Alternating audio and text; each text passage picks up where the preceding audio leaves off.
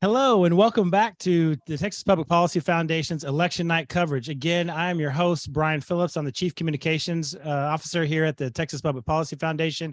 And with us for our second segment, we are really privileged to have somebody who follows these issues just about as close as anybody in the state, Texas political consultant extraordinaire, Derek Ryan. Derek, thank you very much for joining us today. Great. Thank you for having me.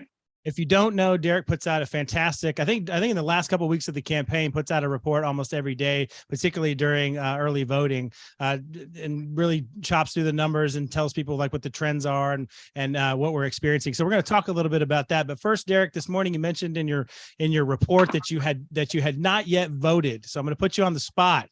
Did you make it to a polling place, and what was your experience there? I made it to a polling place at about 2 o'clock, and it took all of 12 minutes. So there were only about 7 or 8 people in front of me. Did you feel suppressed at all while you were there? No, I'm not going to make you answer that question. I know you have political leanings, but you try to be as bipartisan as possible, so I will respect that. But I do want to talk about those trends. I mean, one of the things that you followed since the very beginning, for the last 2 weeks over early voting was that the trends in 2022 were not following the trends in 2018. Can you talk to our audience a little bit about what that was? Absolutely. So I think that over the summer, when I was trying to figure out what turnout was going to be in this election, I was kind of going off of the hypothesis that turnout was going to be somewhere between what it was in 2018 and what it was in 2020, thinking that, okay, people are energized, so we're going to see higher than normal midterm turnout. And so I predicted about we'd probably see 10.2 million people vote in the election based on that. Then early voting started, and numbers were down significantly. And once early voting ended, I started doing the math, and I'm like, well, I think we may actually only get to 7.7 million, maybe 8 million, which would be below what it was in 2018, but above what it was in 2014, 2010, and previous midterms.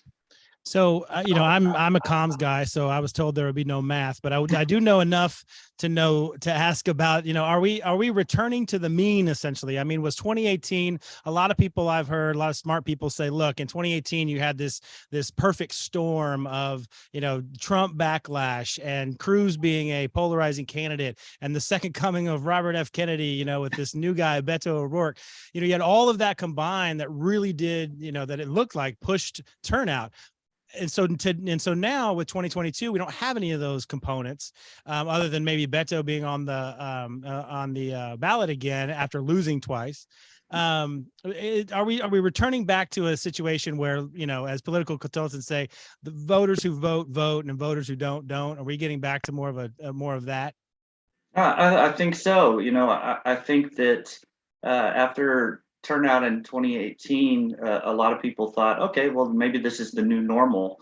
Maybe people are more engaged in midterm elections. And yeah, obviously, things could change in the next few hours, but it really does appear that 2018, at least here in Texas, was kind of an anomaly. And this year and midterms prior to 2018 are kind of more the norm.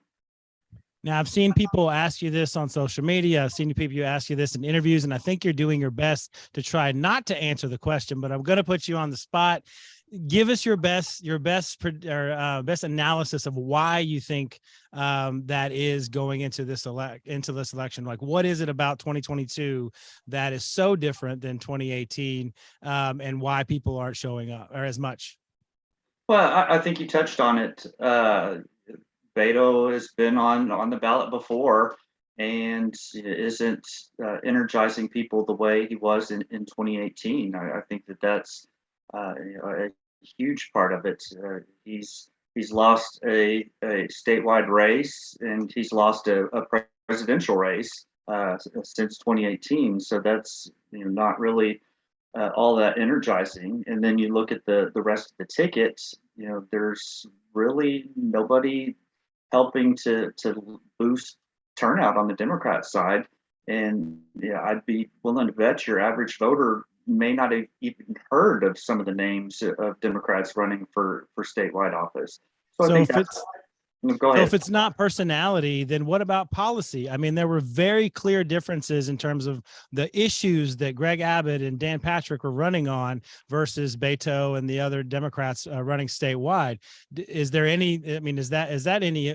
Does that play a role in turnout? Absolutely. I think that for starters, the national media, statewide media has talked about abortion being a driving influence in getting people to the polls. And it's always been my opinion that the people who have that as one of their top issues, they were probably going to vote anyway. Outside of maybe your 18 to 22 year olds, maybe that gets them to the polls. But I also think that there's some recency bias. If the election had been held in June, right after the Dobbs opinion was released, we might see different results than what we're probably going to see tonight. It's gone from abortion being the issue to more the economy and border pushing people to the polls. So the old adage that it's the economy stupid still holds a little bit. It Kitchen seems that table, way. essentially kitchen table issues and things that people deal with every day.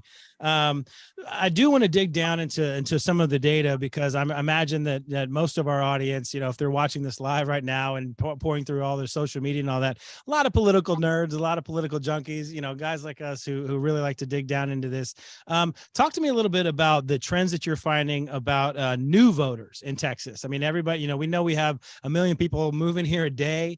What does that look like in 2022 with all these new folks coming to Texas, registering to vote? What are you seeing with, number one, new voters, but also non-primary voters, which seems like that seems to be a pretty big group as well. Yeah, so I was expecting that new registrants was going to make up a very large portion of the vote, and right now, out of the 5 million plus people that voted during early voting, less than 100,000 of those are people who registered to vote following the 2020 general election. And now that's not to say that there aren't people who are voting for the first time. About 5% of the votes that were cast during early voting were people who haven't voted in a previous general election or a previous Republican or Democratic primary over the last eight or 10 years. I sort of imagine all of these folks coming from or escaping really from California and New York and Illinois, and they sort of get here and they're like, they don't know what to do. They're like, we have all this freedom. We have all these options. We have all these choices. We don't know what to do. And so they're just like, you know what, let's just kind of keep it the way it is. Maybe they're not as excited about registering to vote. I don't know. I'm sure that's a large portion of folks that get here. I'm definitely not going to let you off the hook. In terms of predictions, I'm going to ask everybody, what they think their predictions are. We're really interested, as somebody who follows this stuff as closely as anybody, as I said, really interested to know. Let's start with Congress and the House and the Senate. Kind of give us your analysis on what you're thinking that's going to end up like at the end of we say the end of the night, but it may be a week or so before we know the results of some of the issues. But give me your predictions on the Congress. Obviously, I think Republicans are going to win a majority. I think that if somebody's saying otherwise, they're probably not really paying that much attention. I think the focus lately has been on whether Republicans are going to win the Senate, and I have a feeling that we're going to win the Senate as well. Like you said, it's the economy, stupid, and I finally got a chance to eat lunch at about 4 o'clock today, and I went through the Wendy's drive-through, and what the combo that used to be $4.50 cost me $14.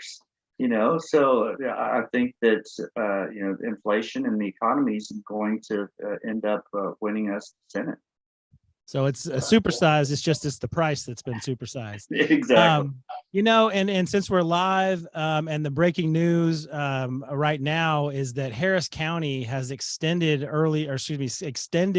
polling hours in violation of the law from our perspective, but has extended polling hours an extra hour for various reasons, including not having enough paper apparently for these ballots. What is going on in Harris County? Why can't, it just seems like every single year that there's always something going down there. I mean, how are you following what's going on, and how do you think all that's going to turn out? Absolutely. It's fascinating that they run out of paper. Turnout on election day is below what it was in Harris County in 2018. So what you're telling me is that you weren't prepared for turnout similar to the previous midterm. And the other thing that's fascinating to me is they know how many paper ballots each polling place received. The whole county election system is electronic, so they know how many people are checking in at each polling place. So there should be somebody sitting in the Harris County Elections Office saying, "Wow, we only sent them, 20,000 paper ballots, and they've already had 15,000 people vote. Maybe we need to send them some more ballots before they actually end up running out." So it's just baffling to me. That would be smart. So the last question I'll ask you, and then I'll let you go, is, what do you think tomorrow's headline is here in the state in terms of the state house and the statewide races? Like, what does that headline look like? And one of the phenomena that we're looking at, of course, is not just, whether or not Republicans have more members, but the fact that they might have an even more conservative makeup of, particularly in the House, and then even in the Senate, a few more members as well. How do you think that's all going to play out, and how does that affect the 88th legislature? Yeah, so I think the biggest headline is going to be Republicans sweep statewide for I think it's 100 straight year. Yeah, exactly. In 1994, maybe, since a Democrat won a statewide election. So Bullock, that's probably, story. right? Yeah. So that's story number one. Story number two is probably going to be what happens in South Texas. We have a real possibility of picking up some state house seats down in South Texas, which will be huge. Democrats have been pushing for turning suburban areas blue, and while that's been going on, they've kind of been ignoring South Texas and the Hispanic vote, and Republicans have come in and gotten their foot in the door with President Trump, and may build on that tonight. So I think that's the story, and we're going to have a solidly Republican state house and state senate coming to town here in 2 months. Well, Derek, this has been fantastic. I want to say, we were really pushing. We're really excited to have you to have us and our group and our viewers be the first ones that you talk to after the polls closed. But apparently in Harris County, that's not going to be the case, because so we might have to talk to you again at 8 o'clock. No, I'm just kidding. You have a great night. I'm sure you're going to have a ton of media interviews and do an analysis all night. Can't wait to see your report tomorrow and then in subsequent weeks. Thank you so much for being with us tonight. Yeah, of course. Enjoy your evening. And thank you for watching. Again, we're going to have several more segments. We have a couple of really excellent segments coming up in the next half hour or so. So tune in, and we'll talk to you then.